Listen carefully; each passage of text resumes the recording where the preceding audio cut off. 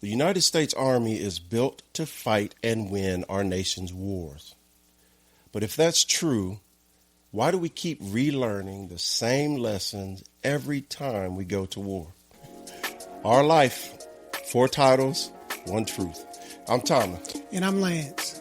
Military strategist John Boyd pointed out that armies often try to prepare to fight the last war.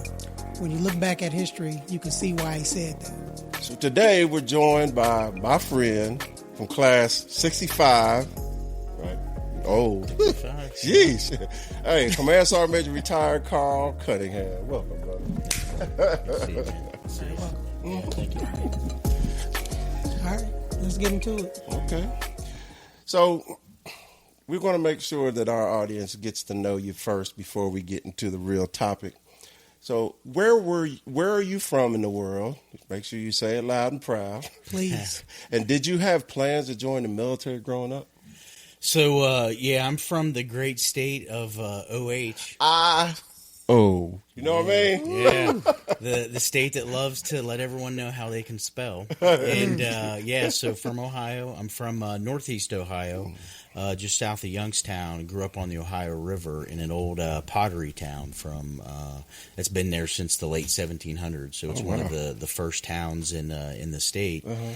And being a pottery town, every year they have what's called a pottery festival. Yeah. And what really got me into joining the Army, because, being Northeast Ohio, you're not really exposed to the military a whole lot, so you don't really see anybody, meet a whole lot of people, and my town was filled with Vietnam veterans. So what kind of got me there was I was at this festival, and they had one of the high school soccer players at this goal, and then if you could kick past the goalie, you won like a piece of pottery. So I kicked it past the goalie, and I got to pick a piece of pottery, and I'm looking at, okay, hey, what can I get? I didn't really drink coffee at the time. I was in my teens, and I found a coffee cup, and it had this weird picture on it, and it said United States Army Airborne School, Fort Benning, Georgia. That's right. Oh, wow. And I looked at it, and I was like, oh, this looks kind of neat. And it was,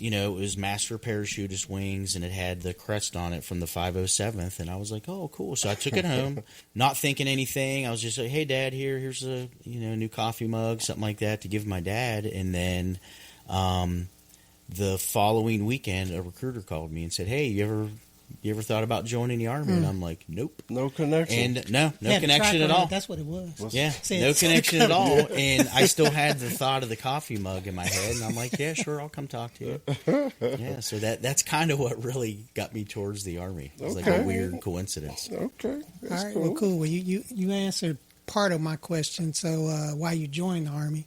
But I'm also asking you, what made you choose the MOS that you served in? That's... A lot of that was influenced by my recruiter, who I'll never forget. His name was Sergeant Todd Schneeman, and he was a combat engineer, and he was an airborne guy. So, when I told him the story of the mug, he was all excited. And he had his, back then they used to have, if you went to airborne school, they made like a yearbook of your class. And so he was showing me his airborne school yearbook. Did you have one of those? Yeah, I wish they don't do that anymore. I don't have it. I don't even know where that thing is. But he was a recruiter, so he was using it. And so I wanted to be an MP first. And he would, That was still a stature thing back then, wasn't it? It was, because, this was back in the 1900s, as the kids say. And, wanted to be an MP. Well, he told me I was too short. Yeah. So I'm 5'8", and evidently you used to have to be 5'9" to be a male MP. Yeah. Wow. And then females had a minimum height, and which I found out later he lied, because that rule had changed before I joined. So again, he was trying to steer me away, and then I was like, well, hey, 11 X-ray, want to do the airborne ranger thing, and he's like, look, Carl, you scored too high in the ASVAB. He's like, I'm not letting you go there. He's like, I want you to do something different. And so I picked 13 Fox. Now, 13 Fox went in the delayed entry program. I did this between my junior and senior year of high school. Mm-hmm. So what is a 13 Fox? Oh, that's a fire support specialist. Okay. So it's it's field artillery guys that sit Okay. in the fire direction center. And Okay. they do a lot of the math, and they're actually Okay. wicked smart. Make sure you hit what you're supposed to be hitting. Wicked smart Okay. MOS, and but based on my scores, that's what he was steering me towards. So I go into my senior year of high school, and one of the guys in my senior class, he had done the reserve split option, and he'd already done basic, and so he was smarter in the Army than me. Right. And so I got my first bit of Mentorship barracks lawyer kind of advice from a strong private. and so I told him, I'm like, oh man, hey, yeah, I joined the Army too. And I was all excited. And he's like, well, what'd you sign up for? And I'm like, oh, 13 Fox. And he's like, bro, you don't want to do that, man.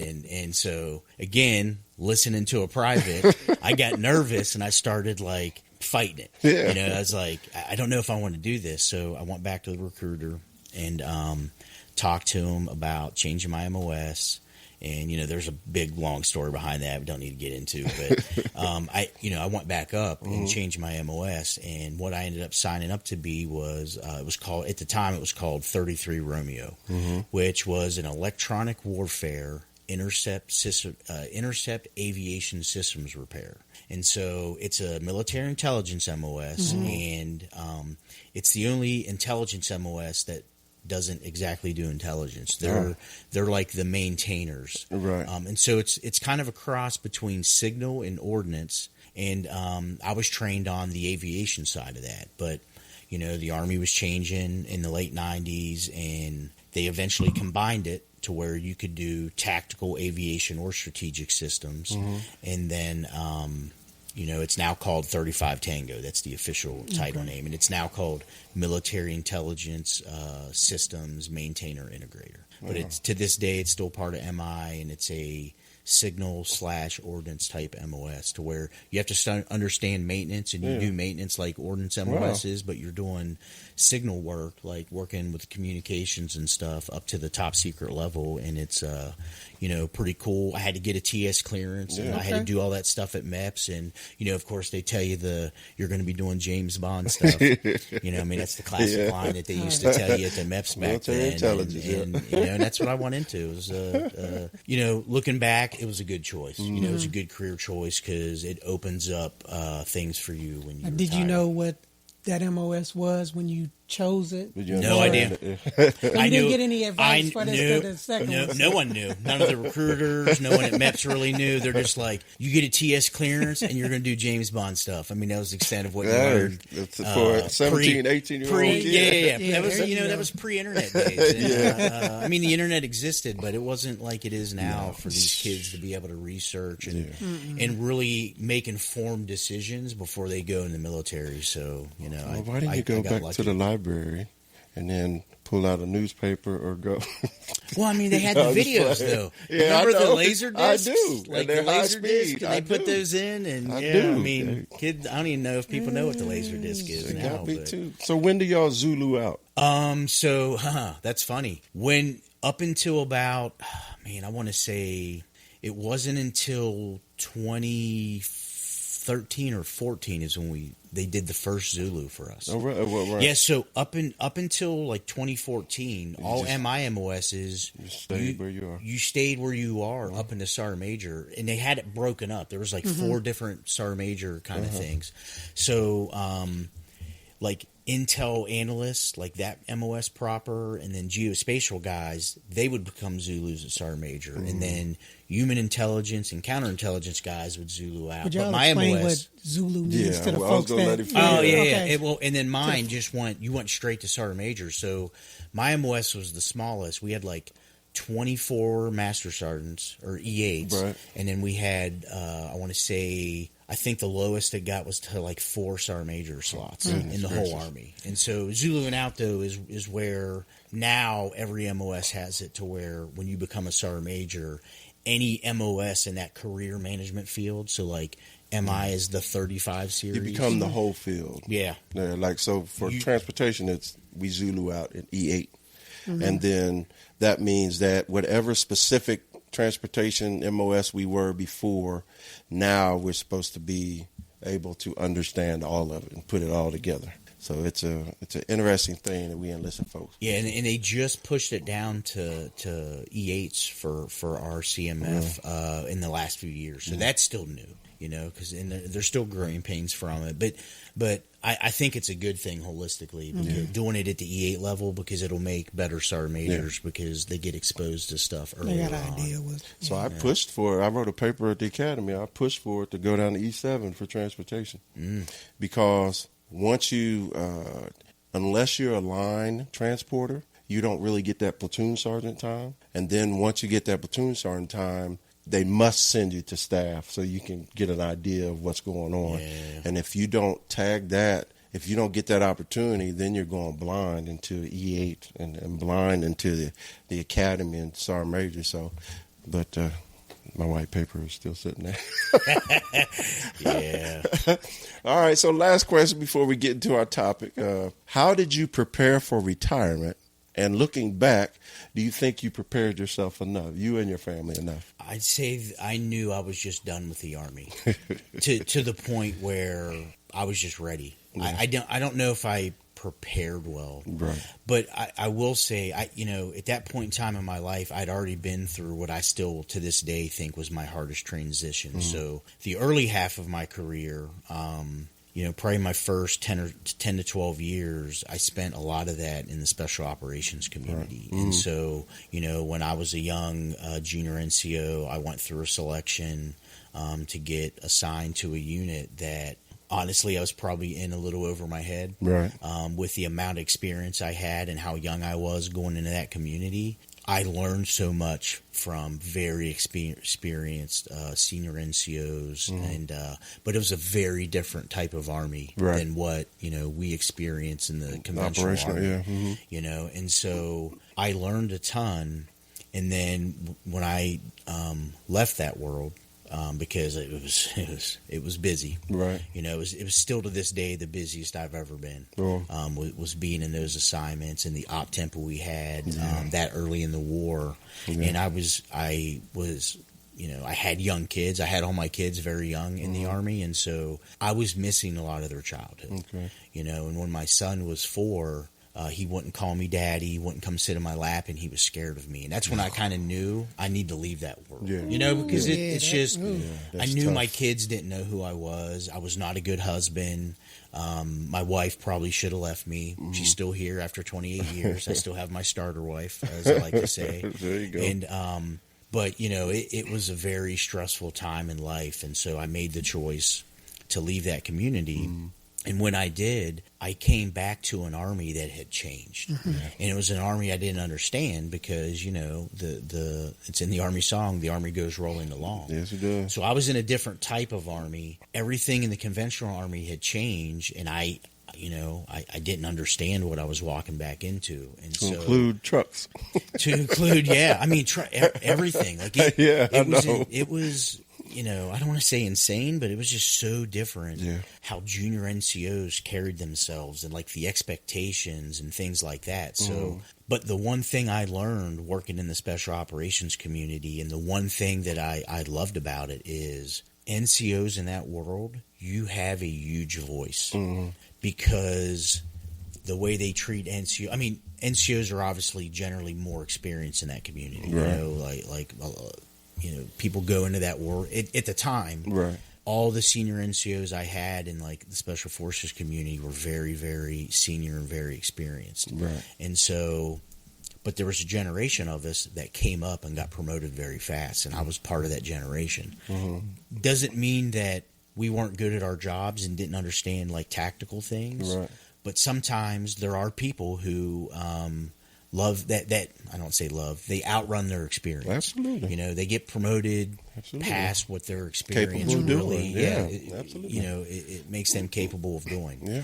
I was kind of in a position like that where I was very capable of anything that was presented to me, but there was definitely things I was lacking on the conventional Army side that I didn't understand and had missed because I didn't grow up in some of those conventional units and deploy with them in that way. So standards and discipline are different. And I came back. I came back into a community where I had a voice when I was in the special operations world, where officers really took the advice of their NCOs. And, because I had a specialty in that world, that specialty, when you're doing operations, everyone's looking at you, even the other senior NCOs, because they're like, "This is your specialty." Yeah.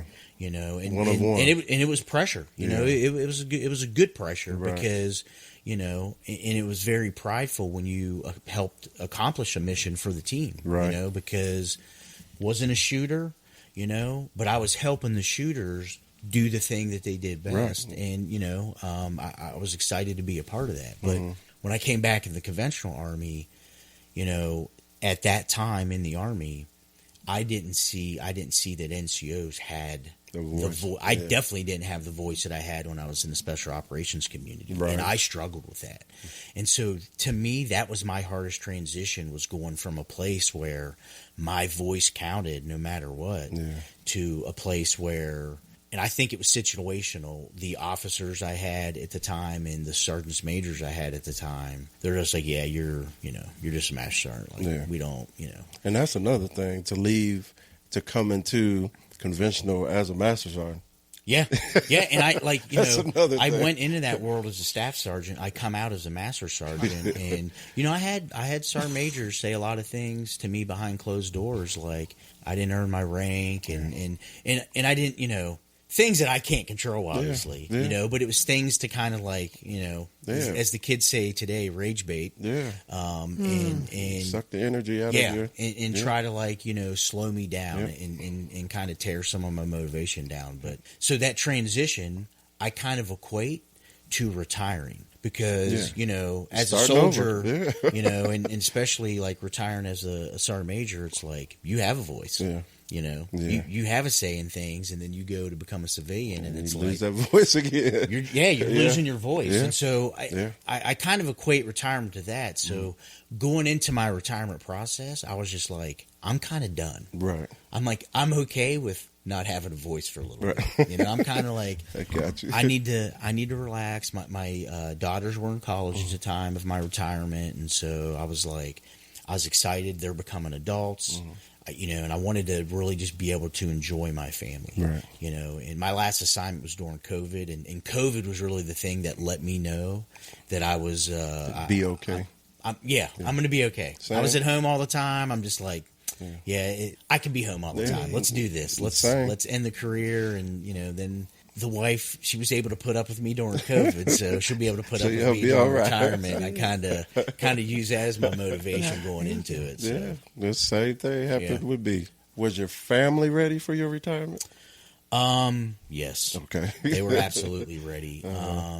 You have 3 children. I have 3 children. Been married They're 28 all adults. years. Yep, 28 years. Yeah, beautiful wife. Yep. Yeah. She's fascinating. She was a military brat. Uh-huh. She had never lived anywhere her entire life for 3 years, because we moved a lot during my career, and it was She went from we may that have stayed to you. we may have stayed in the same duty station, but we moved houses sometimes, Right. and so she's never lived in a home for more than 3 years at this point. Wow. And so when we retired, she's like, I want to pick a place, and we're buying a house, and I'm never moving again. And that's what we did. And she's now lived. We live in North Carolina, outside of Fort Bragg, and Give her a shout out. it's the longest. Yeah, my wife Chris, There love you you. We just had our 28th anniversary. Sweet person, sweet. Yeah. And your kids are great. I don't want to too. say wedding anniversary, because we got married in a police station hallway, a cliche type of marriage in the Army. Was the cops there? Then it's official. The cops were only there because we got pulled over on the way to the courthouse. Oh, gee. Yeah, because we did an illegal U-turn because we couldn't find it, and so I was like, I think it's back there again. This is pre, smartphone, Google Maps kind of stuff. We did a U-turn. Cop pulled us over, and he sees us like dressed up, and we're like, officer, we're sorry. We're running late for getting married. He's like, oh, we're actually waiting on you down there. Follow me. And he gave us a police escort to the police station, and we got married in the hallway there. So, That's hilarious. Awesome. Outstanding. Today, we're talking about institutional memory in the Army. Why militaries sometimes forget lessons between wars and end up relearning them later. Mm-hmm. So, hey, let's get into the real stuff. What do you think, Lance, the Army loses the moment a senior leader retires that it may not fully realize it's losing? That experience. Yeah. That experience of the unit, how it's made up, the mission. Yeah. And being able to communicate that to your new soldiers, your new NCOs, so that in a way that they understand and can get it out to the rest of the troops. Yeah. Just that piece of to me just that piece of experience, and that you lose, especially if you're one of those frontline units, or even in my situation, when you're in the medical unit and you have those you lose those senior folks that have been around, that know, that can get you out of emergency situation, because that's what it really. It's really like a lot of the emergency type situations, right. And that people can say, okay, keep that calm head, flex. Hey, this is what we can do. Even if it sounds like, how's that? Yeah. Just go ahead, keep it moving. So to me, it's a big experience that you lose whenever that senior person says, all right, I'm out, peace, and they don't get a good left seat, right seat. Yeah, I think about this a lot since I've retired, and some of the jobs I've had since I've retired have been back in the government space, to where I kind of still get to see what's going on, and I think how it gets lost is, I think the military works in cycles, and a 30-year career is just short enough to where sometimes you don't always, you can't always bring lessons or keep lessons back into the younger people. So, I do a lot of personal study into where I think things that are happening right now post GWAT, which I say post GWAT because we pulled out of Afghanistan in 21, which is Global War on Terrorism. Mm-hmm. Yeah, they're very similar to the post Vietnam Army and what we went through as far as our transition there. So, in the early 80s, we had a recruiting crisis. We just seemed to have a recruiting crisis recently that was pretty publicized, if you paid attention to the different services. And then, we had different skirmishes in South America in the 80s with Grenada and Panama and things like that. You had the Civil War in El Salvador back in the 80s that we actually were involved in to a small extent. And so all these, I think they called them armed forces expeditions. It seems like we're having those same things that we're involved in right now. Yeah. And so how the Army transitioned then to I don't want to say become a professionalized Army, but some of the things they saw post-Vietnam on how, and more, I'd say more, I look at it from the NCO perspective, lack of standards and discipline. Good order and discipline. Good order and discipline. Yep. They started urinalysis in the early 80s, like 81, 82 is when they started implementing that stuff because of things that happened post-Vietnam. So all these kind of standards and discipline things that led to the NCO creed being invented. That was invented in the mid-80s to try to get NCOs back on a track to where they belong to something. To where they can have pride. You build the backbone of the NCOs. They get back to training and doing things a certain way in a garrison type of mindset. And I think the Army and all the services are going through that right now, to where we have a generation of, I'd even say at this point, probably 06s and below, a generation of them that came in after 9/11. Yeah. And so the Army had to rapidly change after 9/11 on how it does warfighting, to where some of those people are senior leaders now at the 06 and below level, to include even some E9s that are all post GWAT that don't remember what a garrison Army was like. They didn't experience, I don't know if you'd call it the boredom, but the training cycles we had in the garrison Army, the 90s, where everything you did in life was all about training for a particular type of battle. Yeah. And it was discipline. Things were dress. And I think a lot of people think those things are like a waste of time or it's just some like out of touch leader. But it's, critical. It's critical into making sure people aren't cutting corners. Making sure inexperienced combat people aren't cutting corners when you get in a combat. See, and that's what's different in the medical. On the medical side is that what we do in war is what we do every day in the hospital. Yeah. So, but the problem comes where it's getting those guys in the field units, getting those medics and techs and all of those folks, getting them back into the and that was a problem. For us is like, because we would deploy and like everybody that was, if you remember Profis, everybody that was Profis came in and that's what they've been doing for 365, every day. And then you get to the guys that are in the unit that they went and did 2 weeks.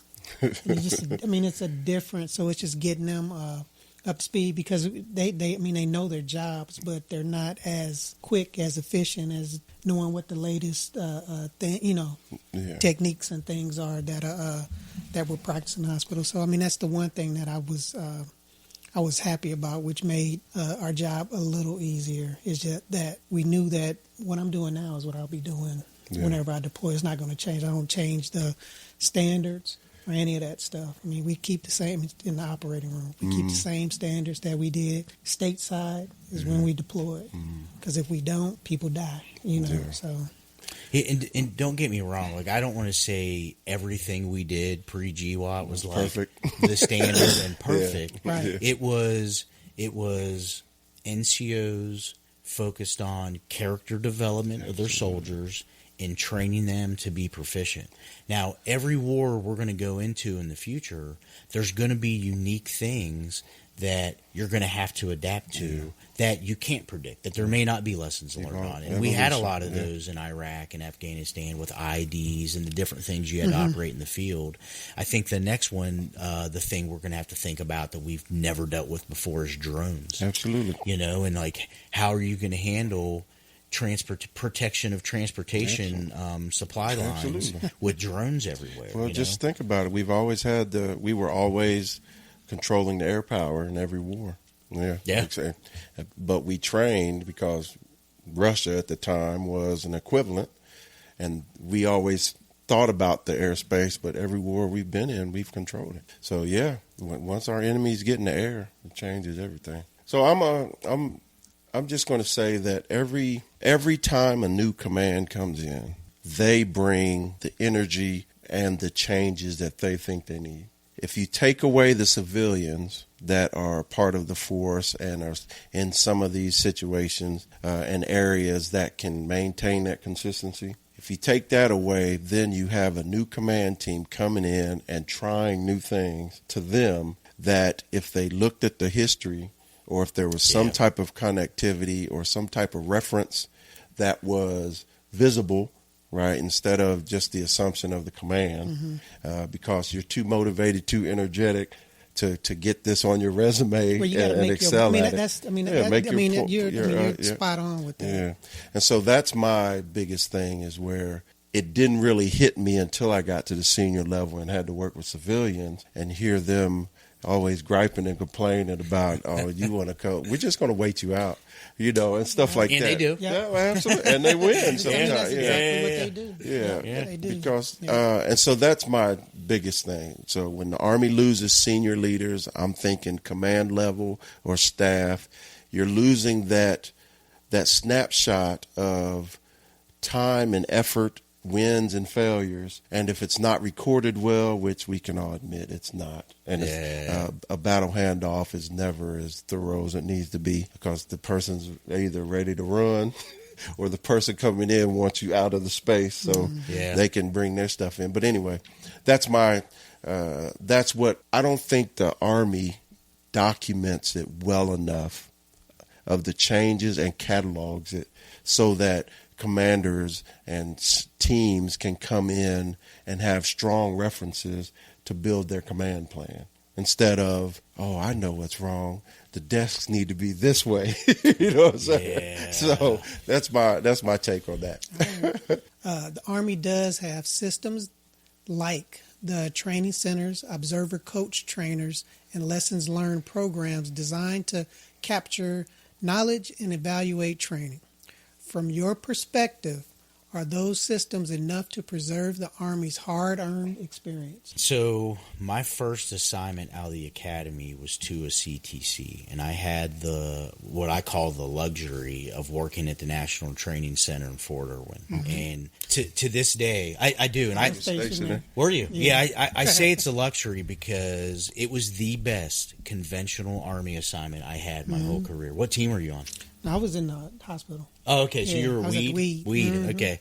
Yeah, I loved that assignment because, one, I love training, and well, actually the primary reason I loved it, it was the most predictable schedule I've ever had in the Army. That's true. Like, I could plan leave 6 months out, and I knew it was going to happen. Yeah. Like, where has anyone ever been that you get to have that? The only place is the CTC. They respected the calendar. Yeah, so if any young soldiers are out there listening to this and you get orders to a CTC, take them.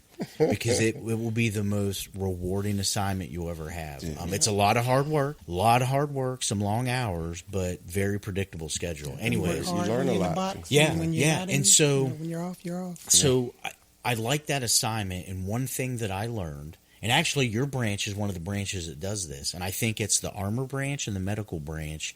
They have something for the junior leaders called Project Warrior. Mm-hmm. And it's principally for officers. Like, I know officers do it in, I think, all the branches, to where officer will come there, they'll work as an OC for like 18 months, and then they'll go to a TRADOC assignment, now T2COM.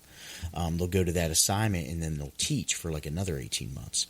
Well, I think Armor and Medical Branch for NCOs actually does the same thing, to where they'll bring them there as a observer coach trainer, to where you're watching rotation after rotation, and you're helping coach units along, and you're coaching people in your MOS. Right. And then you go off to a TRADOC assignment to then teach at a schoolhouse with those lessons learned you learned in that assignment, because you're watching people make mistakes every month, and it was a very rewarding job, because anyone that's only ever been in rotations, they get scared of the place, or they hate it because they think their OCT is being judgmental of them. Well, and you get your butt whooped. Yeah, and you're and it's kind of easy being the OC, honestly, because guess what? You're just watching it happen, and you have a beautiful checklist. Yeah, and you can sleep in a Humvee, and things are nice for you, but you're watching people go through hard things, and we really do want people to succeed. Like every rotation and unit I had go through there, I really wanted everybody to do well, especially my warfighting function. So I focused on intel, and I would help units like up to 4 rotations ahead of time. I started contacting them, really? and I kind of built a routine to where I'm helping them with lessons learned and things they need to know before they come to the rotation, and then you're helping them through the rotation. So it's constant communication, and you're meeting a ton of people. Like you grow your network there. So to the point of the question, here's the downside of it in a way, and you may or may not agree with this. I could go look at call books, Center of Army Lessons Learned from the late 90s, and look at the lessons learned in there, and it's going to be applicable to today. Relevant, absolutely. It's absolutely. After working at a CTC for a couple years, I felt like we were writing the same things over and over. And so I always asked myself the question, are we writing the same things over and over because we're not wanting to tell hard truths? Because I will say there is a bit of protection, and people may or may not believe this, when units come through, we allow leaders to make mistakes, but we don't always advertise the full mistakes. Yeah, absolutely. Because you got to give those leaders a chance to grow. And if you're too specific, though, if you're too specific about what happened in a rotation, everybody's paying attention to who's going through when, and they may know who it is. So we write them generically enough to where it's applicable, but it may not be like the full context. Yeah. So that's why I tell people, if you get a chance to go be an OC, go, because you're going to learn things that are valuable, and you're going to see mistakes happen that will prevent you from making them in the future. That assignment I loved, and I took all those lessons learned and I applied them at my next job when we were in 2ID together. Right. And I think, that's what, and we had a good team. Like, we had a good team of the right, like, tactically minded sergeants majors there to really help influence real change. And I got to see that happen across a division and apply all those lessons learned. So I think, to get back to the end of the question there, I think it's really going to depend on the leader that's coming up and what they want to take out of those lessons learned and really pay attention to it. I don't know. There was like 3 times where I saw a brigade come back through that I saw at the beginning of my time at NTC. I got to see them come back a second time, and I wanted to see if they learned from those mistakes. Now, it was different command team. That's the problem. It was different command team. That's what I was about to say. But we give them a package when they leave their rotation. Should be on file. Yeah. All the lessons learned are there. All they have to do is open it back up to see what they went through last time, to see if they changed anything. And more often than not, people don't, because it goes back to I think what you said, making their mark. And I think how I always made my mark is just do what the book says. Do the basics. Don't try to do anything cool and neat. It's just the basics. That's what people are trying to get away from, the basics. And So the only pushback I have, I agree with you 100%. Not pushback, but I want to identify a challenge with that is because you still have drill sergeant school. You got to send people. You still got to recruit. So there's so many other schools, master fitness, master driver. You got so many other schools that you have to find those people, and it can be done because not everybody's meant for every school. And you can also make sure, and this is what I tried to do as a senior leader, is when you send somebody to those schools, you give them a moment and area where they can teach. You know what I'm saying? So spread that knowledge. But the hardest thing for me when it was dealing with manning, right, trying to make sure the right people go to the right places is NCOERs aren't accurate all the time. The person that's coming is not as stellar as maybe you think they are. So you have to meet these people. Then you have to properly evaluate these people. Then you have to send them where the benefits, of course, the unit first, then Army, then for the soldier. So there's all that you have to consider, and that's just an unrealistic model, consistent model that the Army has. Because we're 3 successful leaders, but it's possible we could evaluate soldiers differently. Oh, we would. What I'm saying? No, that's my 100%. point. And so that's the challenge that you have of trying to get the right people to these places. But the other thing that you mentioned, I'm talking about the Army Chief of Staff level. You can't have one Army Chief of Staff establish this recording and managing all this information and making that a focus for the whole Army.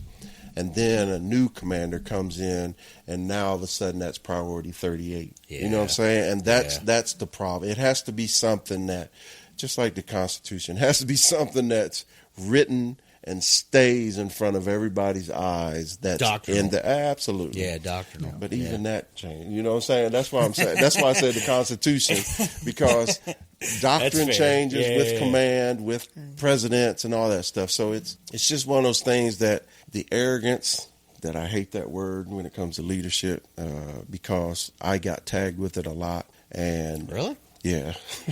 I'd never said that. Because but I didn't have to work for you either. But I think a lot of people forget that when you say arrogance, you're talking about a blown up balloon, right? It's somebody who thinks there's something, but the arrogance and the reality could crumple them easily, And so I was very confident in what I was doing, but trying to say you're coming in, you two are a command team coming in. What are the odds you're really going to listen to the old first sergeant from 1985 and the old company commander?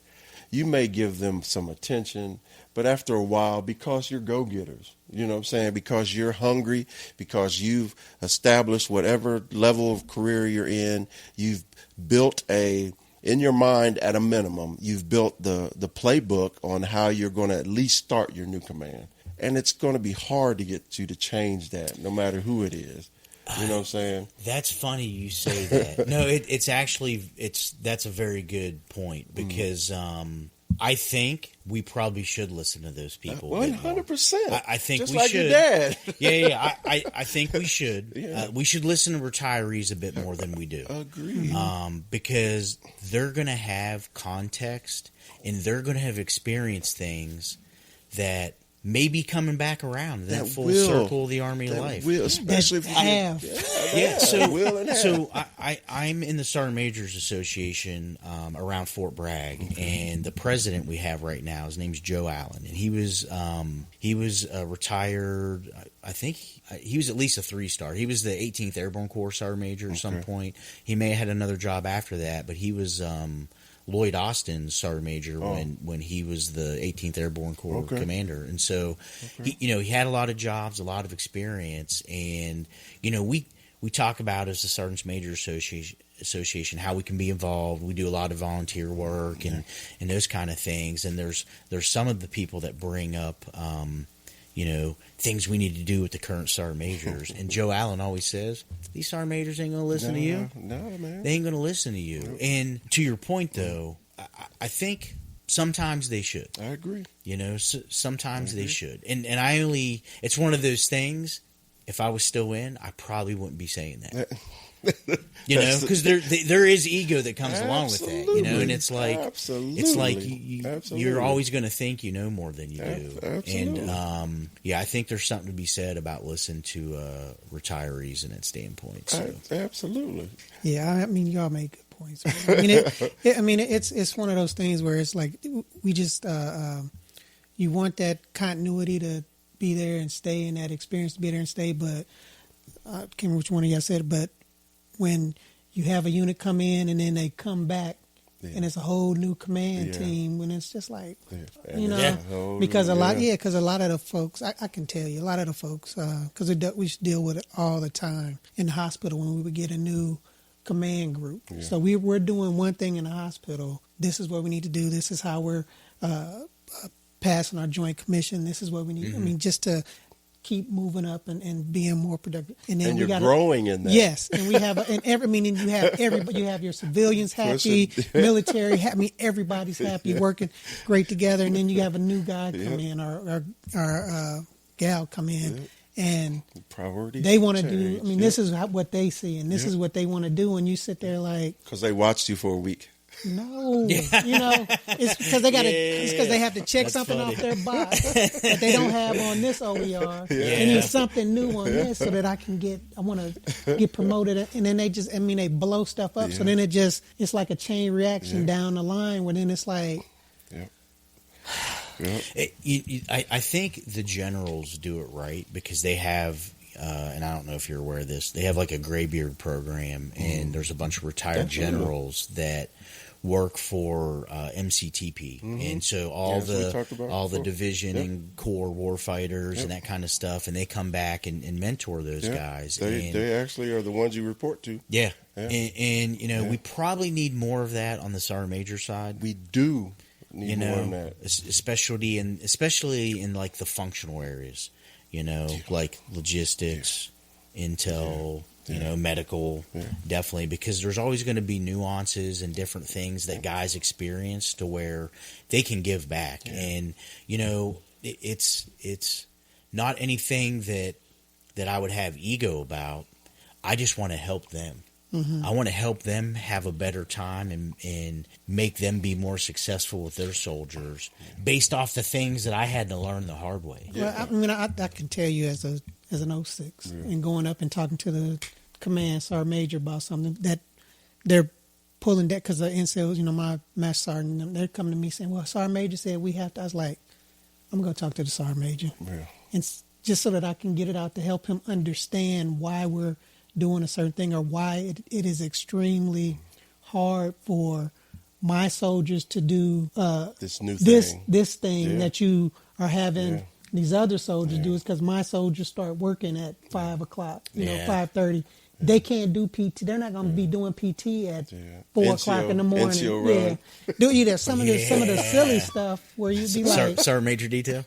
yeah. I mean, so it was. I mean, I would always make it a point to get to know our sergeant majors. I mean, talk to them so that I could go talk to them. They could come talk to me, and we like, okay. I mean, because if it was something that they absolutely were, we got to get, and it's like, okay, let's figure out how we can do this, because I can't have everybody, because if you want me to have everybody, then you need to go talk to your boss, because now I got to shut down, because I can't do my job. So I mean, it's and that's another thing in the Army. Everything's a priority anyway. Yep. So.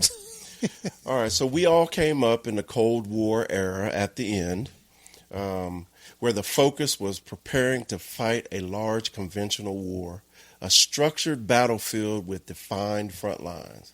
Then after 9/11, the Army found itself fighting wars where the front line was basically everywhere. How did that shift change the way the Army trained leaders and prepared for war? Again, I can't speak on your perspective. But on my perspective, I mean, from the medical piece, it was just we started having smaller teams so we could get folks out there sooner. Then we were always changing depending on where the fight was, where the battle was, what the capabilities were that the opposition had, and we would go from this. But it was, as far as our training, when we started, that's when we started using more blood on the battlefield. We started seeing more of us using more blood on the battlefields, different surgical procedures and techniques and devices and things that we could use to speed up stuff. Yes, to help sustain or life when it was on the battlefield, so it could get back to us, so that we could fix package them up and get them ready so that they could get back to, either if we could get them back to the units, or get them to Line Stool, Walter Reed, and all our other places over here. So I mean, it was actually, I mean, war is never and the fighting is never a good thing, but it was actually it was a good thing for our community, for the evolution, as far as that, just that growth, and it didn't just benefit the military, the things that we learned and lessons we learned, and innovation that we came up with is being used out in the civilian sector now. So, like the combat application tournament. Yep. Like that was probably one of the biggest things that came out of this war. So it helps everybody, law enforcement, fire, EMS, like all that stuff. So the Army allowing us to experiment and take chances and things like that, I mean, that was awesome. So that flexibility was paramount. Yeah, I think this kind of goes back to the history thing we had earlier. So, the global war on terrorism was a very different fight than the Russians. Absolutely. And so we kind of had to look back, which I don't know if we did, but if you look back at how we had to fight in Vietnam, guerrilla warfare, very like unconventional type things, we had to go back to that route. In the global war on terrorism, and it changed intelligence, because with the Russians, we're counting, we have something called order of battle, where you're looking at, you got a Russian brigade, armor brigade, and it has so many vehicles, and you're like counting vehicles to try to identify what's a platoon or whatever, and then you go global war on terrorism, right? And then now you're looking at targeting people. You're targeting terrorists, and the whole counter-terrorist doctrine that came up through that conflict. And then now we're going back to, hey, we have an enemy in the Pacific that we may have to fight. we may have maritime invasions we're going to be doing. Yep. What's China going to do? So now we're back to looking at China's order of battle and having to go back to these things. That's why it's important to go back and look at, how we did that transition post Vietnam to the Cold War, because now you're looking at doing it again. Fighting an enemy that was kind of like reverse. how we were looking at Russia before. Yeah. Yeah. And then I've been reading a lot of World War II history and how we did, because the Army did a lot of maritime invasions in World War II. Yeah. How did we manage logistics for that? Yeah. What are medics going to do when they're on an island and they run out of supplies? So what actions are they going to take to try to keep people alive as fighting goes on? Because you don't know when people are coming. Right. How's communications going to work? We had to figure out communications, with radios across the islands in the Pacific. Communications, supply chain, all of that. So, all that stuff is, nothing like the global war on terrorism. Right. And so, it's history is such a big part of it. And then seeing if we can glean anything, any techniques or little things out of that at the NCO level. Yeah. Because there's stuff out there that NCOs wrote across those different, those conflicts that, NCOs can pull out and then use as they think through. In the middle of it, so what they can think through in the future conflicts. Yeah. The Army is doing stuff. The military is doing stuff because they have future planners. Just for the audience, just to let everybody know, we're aware of that. It's just that what we see and what we think can happen. Because I agree with you 100%. The problem is muscle memory is a real thing, but if you don't have an opportunity to even train on what's current, what you not using right now doesn't have a chance. You know what I'm saying? Yeah. So it's like you mentioned before. The next war, we're going to lose airspace. That's real.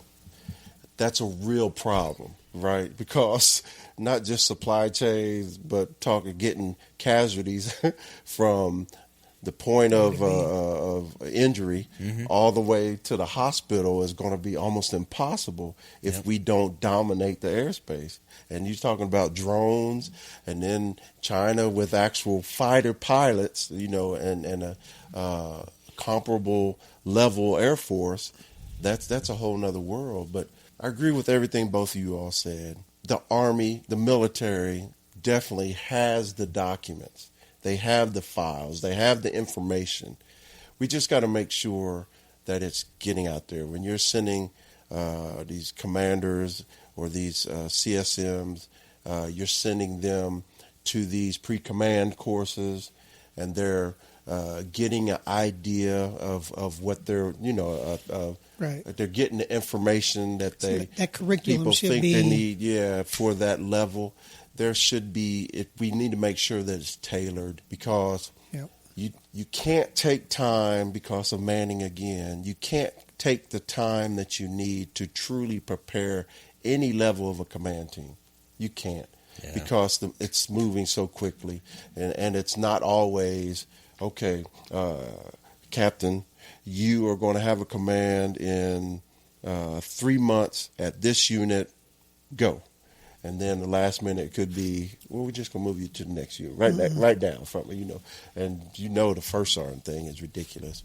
And it's because one problem that I've seen my whole career, especially on the enlisted side, is the NCOs, your path to senior leadership, it doesn't always include learning what you need to learn so that you can be successful at that next.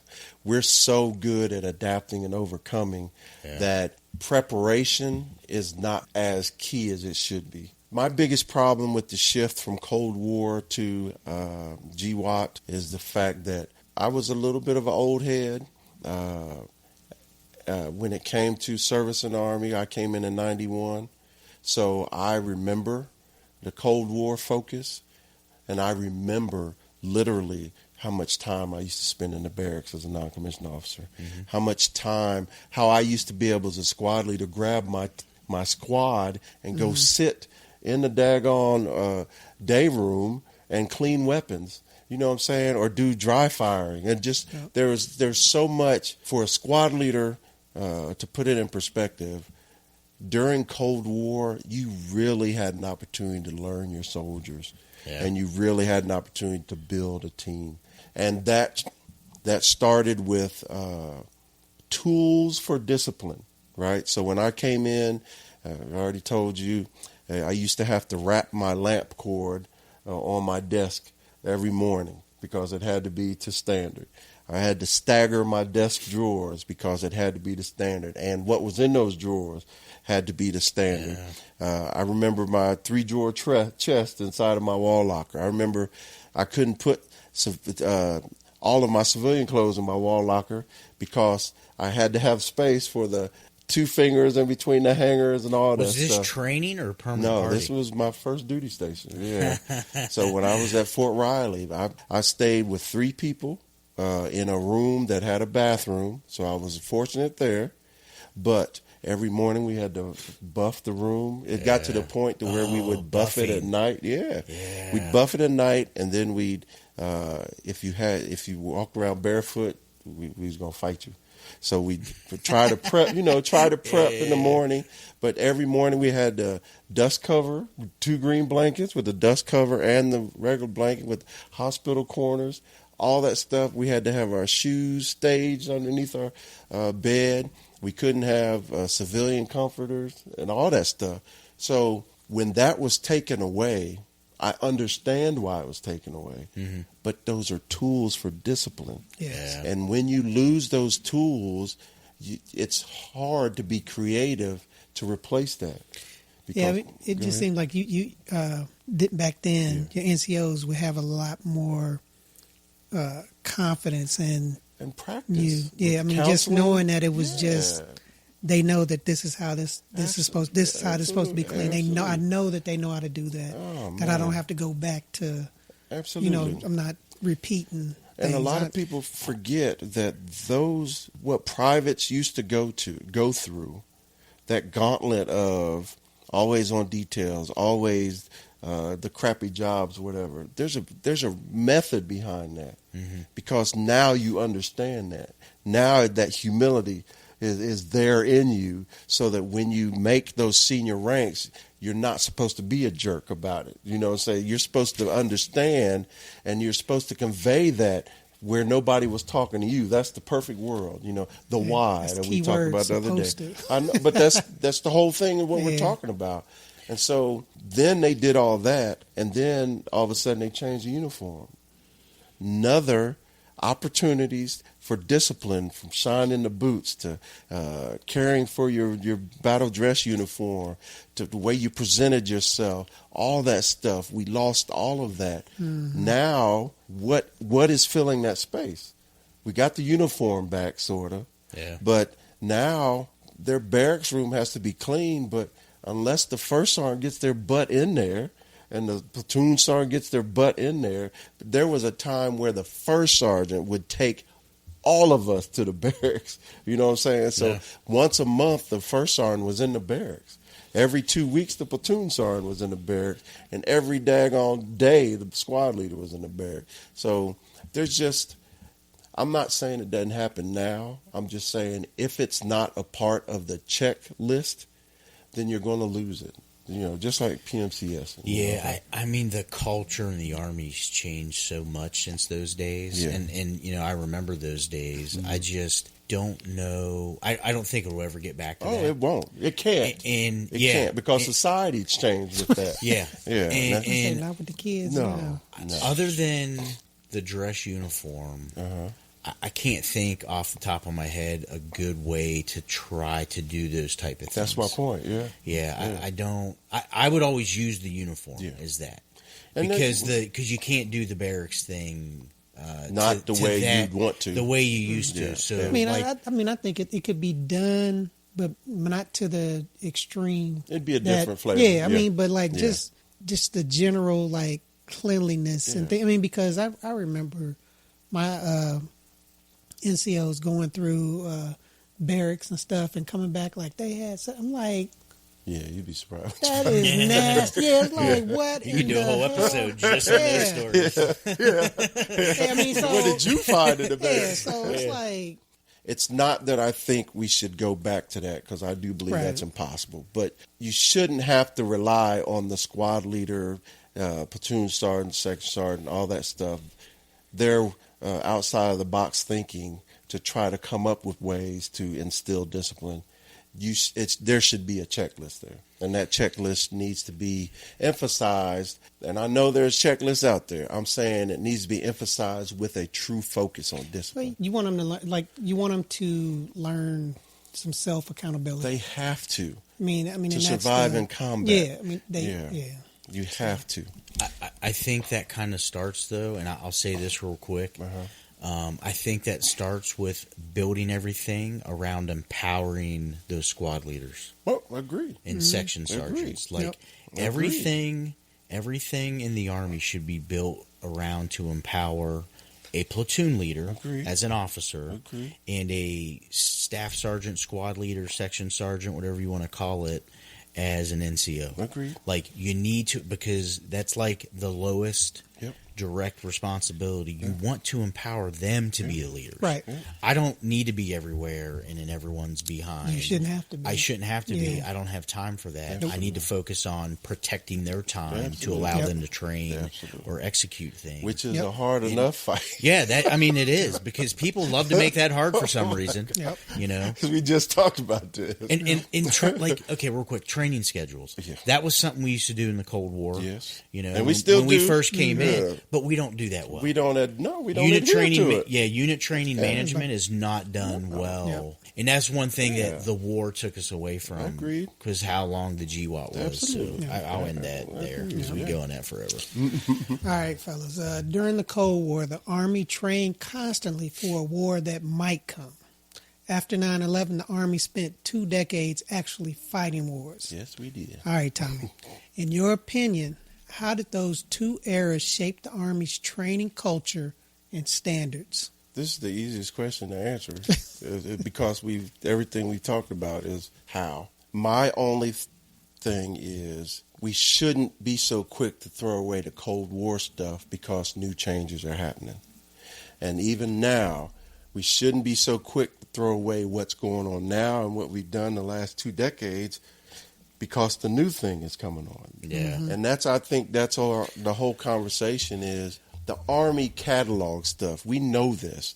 We know that there are MOSs. We know that there are additional duties. You know, there are special duties that are responsible for recording things. And it's getting easier to maintain that, right? The more we evolve. We're just saying that we need to make sure. My concern is the military making sure that all of this information is accessible, not because this incoming company command team wants to do it, but it's a part of what they need to do, so that when they're developing their command plan, that they are bringing in from all of the resources. Because I'm going to tell you, every company that I was in charge of, every section I was in charge of, every element I was in charge of, I did not have months to research and take notes and then create how I'm going to do that next position, to include PCS. And you know what I'm saying? I walked in with a little bit of knowledge and an idea, and I took that and made my command plan as whatever level leader I am. That is an okay way of doing things, as long as the NCO Corps and the Officer Corps have competent and capable people that can do that. Without knowing right now, I hope the Army comes up with a way of making sure that command teams know they have access to the history of these things, of these units that they're walking into, and then also make it a block to check instead of just... Should be a priority. If they want to check blocks, make that one. Absolutely. That's a good point. And I think that will help the consistency of the units from here on out moving forward. Because I never, in any of my command, or like I said, any of my levels of leadership, I never had a a great battle handoff because either the person I was replacing was leaving and had to go, or gone, yeah, or sometimes you don't want two heads, two kings walking around the same spot. So that's my take on that one. So yeah, I mean, you make sound points there. I think a training example I can give is when I was a first sergeant in Korea, and in Korea you only have so long with your people because they say a year, but it's really 10 months, right? Because it takes them a month to kind of get in process, spun up, and then their last month they're already checked out. They're trying to high five the next person, and I hated when we overcomplicated things in the Army, and I tried to make things as simple as possible for my soldiers, not because I was like a coddler or I was trying to make their life easier, but I was trying to make it take some of the excess off of the NCO so they could focus on the training of soldiers. And so it down, I remember back then we had something called the Army Training Network. Yeah, ATN. And so, I mean, that was something I thought was a good resource that was never used.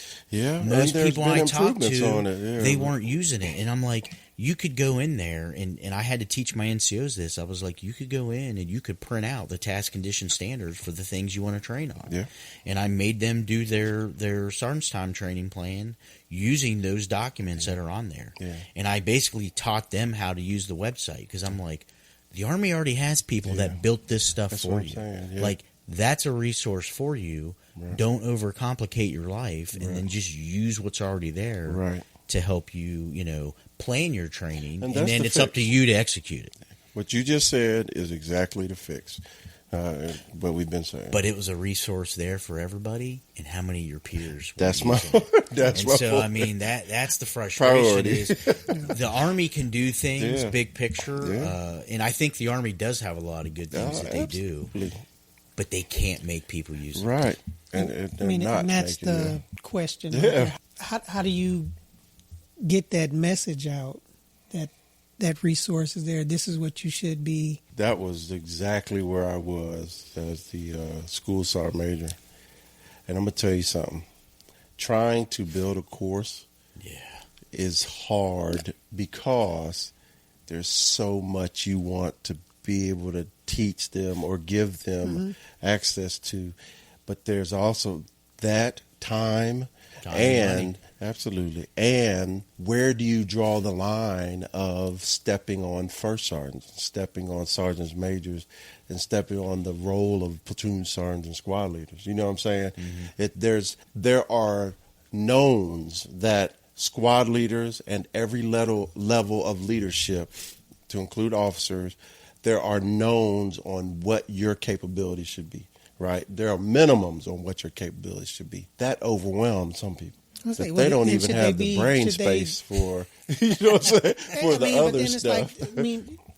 You saying that, then it's the commanders and those guys that should be held accountable for not making sure that stuff is getting put out. I agree, but at the same time, I'm being the devil's advocate on this one. Because at the same time, you as a senior command that has subordinate command, you want to give them time, the capability to grow. You want to give them the capability to fail and succeed. And so plus you have your own area of responsibilities that you need to do. So it's one of those things that we can admit here on this couch that the Army has so many resources, has so much catalog of everything that you would want to know about the military. It's out there somewhere, and it's easily accessible now, more accessible now than at any point in the history of the military. But you have to make sure that there's a first sergeant that knows about that, or make sure that there's a platoon sergeant that knows about that, and then you got to make sure that the NCOPDs, professional development that's going on, or the OPDs that's going on, that you're being strategic about that. So that's at the unit level. You're talking about a lot of stuff that's at the unit level. That's my point. That needs to be put out at the unit level. And you can't make them all care the same way. Exactly, and that's the final thing I was going to say. That's the final thing, because if we could have the best chain of command in the world, You can. But the moment that soldier leaves that unit, they could easily go to the worst in the world. And that's what's amazing about the military. But also that's the one thing I wish I could have been like a professional team where I could have just had a draft and just picked my people what that I needed. Yeah. I think everybody wants that. Yeah, absolutely. But, you know, I always like the challenge of taking someone that maybe probably wasn't considered stellar and getting them to enjoy the Army like I did. Yeah. You know, and getting them to understand, like, because when everyone joins the military, they're doing it for whatever reason they're doing it. And it's not the same. It's not the same. Yep. I like to say people are joining the military because they're running from something. Okay. But whatever gets them in there, you know, when you graduate whatever your basic school is, like, you have pride. I don't care who you are. Once you put that uniform on and seen that it, first time you go through a graduation, like, everyone has pride. And at some point, something causes them to lose it. You know, and that's what I always tried to take somebody when I saw that they were struggling, or maybe when I would come in a unit and they weren't enjoying the military, I would try to remind them of that time in their life. And it's like, you know, I don't care what happened in the past to you. There was a point in time you loved this. Let's find that reason why again. And then show me that you know, you can be awesome at this. Like, let's do this. And that's what I'd always try to find in people. Okay. And then once I got them to that point, then you'd be able to do the things that we're talking about that are sometimes struggles in units. So how do you think those two eras shape? I think it was reactionary. So, of course, you know, I think it was deliberate in the Cold War area because we were taking the culture of the Army post-Vietnam and trying to re-professionalize the NCO Corps and get them focused on standards and discipline. Yeah. But because of how America was attacked and how we entered the GWAT, I think that became very reactionary. Absolutely. And we had to grow and operate so fast in multiple theaters that it caused us to, I think, lose some of our unit training management. Give and take, You know, and I think it's going to take a lot to get that back because, like I said before, we have a lot of 06s and below that are post-GWAT era that have no idea. Soldiers that never experienced that, you know. And don't see the value, can't see the value in it. The cycles of training. I mean, they had cycles of training, but it was very different. Things were forced, and it was different to where a company commander had power back then to where they planned training, they executed training instead of things kind of being forced on them to the GWAT area. So, and the Army tried to go back to that while I was served. Matter of fact, while I was a first sergeant, when the official rotation stopped going over for GWAT installations, I was at Campbell. They tried to bring back some of that Cold War stuff. The barracks presence was the biggest change immediately. NCOs get in the barracks, you know, and then they tried to recycle the DFAC, where DFAC used to be the heart of the installation. Tried to do that. They tried to have command and staff meetings and company training meetings to where training was being planned and being put on the calendar, but they forgot to take away the detail craziness. Yeah. You know what I'm saying? Because you can't ever have a full company. Yep. And it's just freaking ridiculous, or battalion or whatever. Because when you're slated to take over the details for the installation, you're like, yeah, I can do that. But they also have you take over the installation details, but they also throw down those brigade details that they're responsible for. And then you got units that would deploy and mess up the whole numbers. So you're sitting there in formation with 9 soldiers and you got 170. You know what I'm saying? Because half of them left at 5 in the morning to go freaking support a range or something. Then the other half are now tasked out because you talked about before about how you train as you fight. We tried to do that on the enlisted side. We tried to put people back in to the warehouses for supply people. We tried to put the soldiers back in the installation transportation office to assist with the heavy equipment that could be there to upload. We tried to do all that stuff, but the op tempo. Everybody forgot to turn the heat down on the op Slow it tempo down, so that yeah. you could do stuff like that. So, what about you? I mean, y'all Yes, said sir. it. Yeah, I mean, y'all said it all. I mean, it's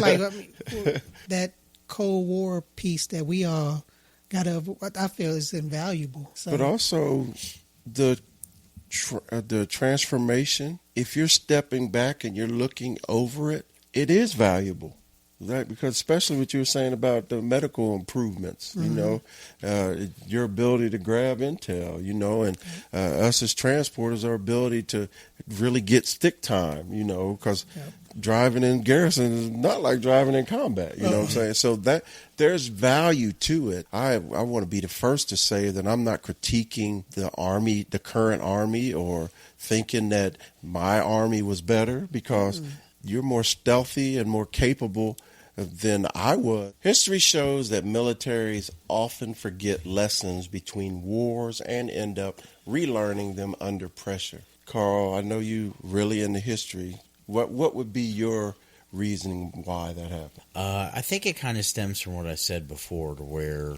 the cycle of, you know, between our wars and you know, the length of time between generations of soldiers, you know, it's just long enough to where by the time we get back into like another big war where those lessons could be beneficial, those senior leaders are gone, or they're so in such high positions. You know, it gets to a point where you don't have time when you're running the Army or when you're in a senior position where you can explain those little nuances to someone at like the platoon and below level. Right. And I think sometimes that may be where some young soldiers get an impression that senior leaders are trying to be squad leaders. Yeah. You know, that old joke. Yeah. Trying to micromanage. Yeah. It seems like micromanagement, but sometimes those senior leaders are really trying to impress upon things that they knew, you know, when those like people were young. I was there. And that's the hard part in this generation, because this generation, you know, they are wicked smart compared to how we were when we came in, 100%. because their access to information is so much better than we had. You know, like the way I joined the Army, I joined off of a coffee mug. Yeah. You know, so I was kind of like blind going into it, but I joined for the adventure. You know, to where kids now are sitting down and they're, you know, you got the Go Army website and they're like studying which job is going to help me do. I used to play. I used to dig up worms. It's we're different people. Yeah, they've had the information from the moment they were able to think and remember. And Taylor didn't eat worms. They're methodical about. I didn't eat worms. I said dirt. I mean, or dirt. Their understanding of benefits coming in. Oh. You know, I didn't care about benefits because I was going to get fed 3 times a day. I knew that, and I had a place to live. It was the 2 things that I was excited that I didn't have to worry about at that age. And these kids are much smarter. Treating it as a business decision. And they get, and I think sometimes they get a bad rap. Sometimes they get a bad rap is their use of social media. And, you know, some of the things that I see soldiers do on social media is not something that I probably would have put on social media. I'm not saying I wouldn't have done it. No, it's their understanding. Because I'm not hypocritical. I think a lot of people, when they become seniors in the Army, they get a little bit hypocritical and acted like they weren't privates or lieutenants 100%. Once, and they didn't do those crazy things. But misremember. Yeah. That's what you didn't tape it, though. Yeah. It wasn't video. Yeah. And I think that's the big difference didn't between have those generations. That's right. But, you know, they're definitely smarter coming in, and I think we just need to figure out how to hone that intelligence that they have and focus it towards, hey, you chose to come in at a young age. How do we get you to want this to be your profession? Because until you decide to make this your profession and that you're going to do this for a long time, you're not going to study it like I did. You know, like I was kind of a nerd and dug into I became kind of a nerd and dug into the doctrine and the history and wanted to learn those things. And that helped me as a more senior leader because I saw how the Army transitioned before. Probably a good book to read for young people is It's called Hope is Not a Method. And it was written by General Sullivan, who was the chief of staff during the Desert Storm area, probably when you first come in. And General Sullivan kind of led, as the chief of staff in the early 90s, he led the transformation post-Desert Storm. And I think people don't realize...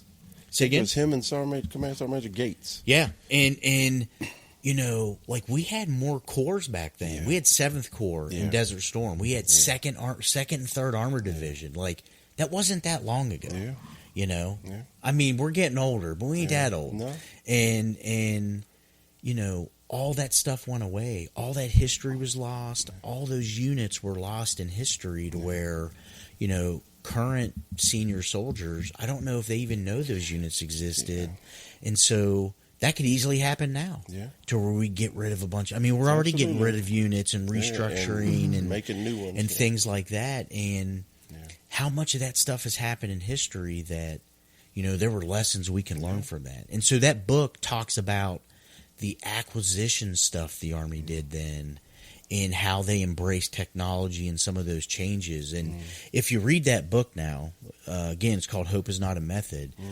It's a lot of stuff we're going through right now as far as the transformation and how are we bringing technology into the force and training soldiers on it and those kind of things. It's like reading that book is kind of like what I'm imagining these guys are reliving right now as seniors in the Army. So... yeah, I think history definitely has a lot to teach us. It's just you have to embrace that as a leader. Don't stop fighting it. And it can really help the junior leaders that kind of read into that stuff. Yeah. What about you? I mean, I agree with that. You don't want to be a part of this podcast? No, I mean, I agree. I mean, because soldiers are super smart. I mean, they're extremely smart.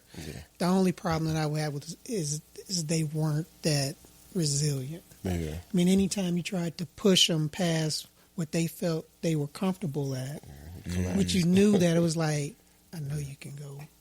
And then, like, with all of the technology and changes and stuff, it's always stuff to counter that. So then when you counter that stuff, then you're back to the conventional Cold War type of tactics and things that you need to be aware of and know that, okay, this is what we also need. If this goes out, this is what we have to use now. I mean, because we would do some of that training. Electricity in combat. I mean, that's the type of stuff where it's like just trying to get the soldiers now that have grown up with all of the little hand computers and I mean, you know, all of the stuff that's just, I mean, it's awesome because it makes them a lot smarter. I'd say I'm probably guilty of that. Probably the biggest thing that I'd say has become a weakness for me is my ability to navigate. Oh, what? Yeah, because of this thing right here and like Google Maps, it's I can see that challenge.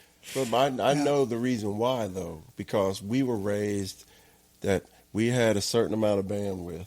And there's no need to waste bandwidth on stuff you don't need. I call it shelf memory. Well, there you go. We just start passing that stuff off. Like last night, I couldn't remember.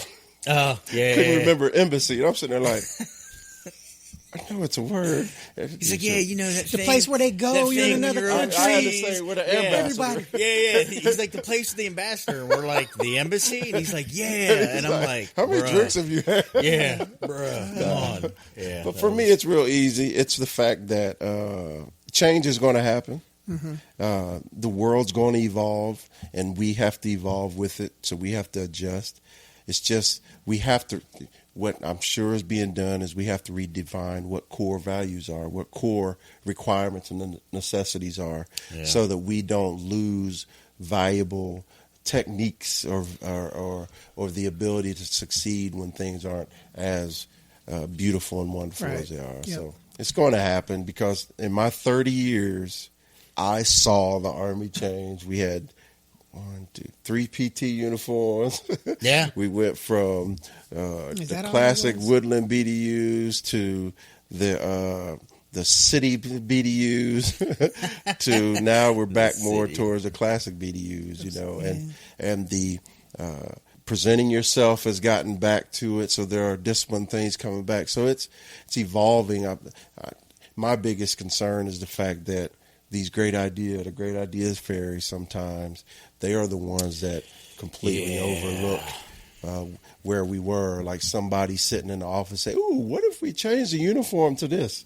But you mean tell me there's nobody that sat back and said, well, let's look at it first. It was something that somebody in their heart felt we needed and determined to make a change. Why? For a legacy mark. But one of the things this conversation reminds me of is that every generation of soldiers inherits an army shaped by the people who served before them. The challenge isn't trying to go backwards or relive the past, because we don't want y'all to do that. It's making sure the lessons learned along the way don't disappear when the people who live them hang up the uniform. Because at the end of the day, those lessons were often learned the hard way.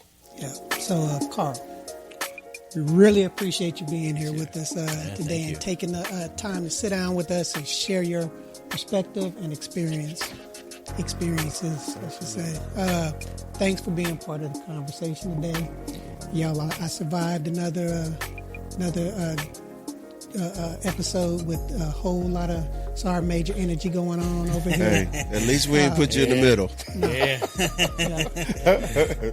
But thanks for being here. Yeah, I appreciate you having me. It's good seeing you. Glad I can come in and visit and get around and experience your beautiful city here. Yeah. Awesome. All right, y'all. Until next time, let's keep the conversation going.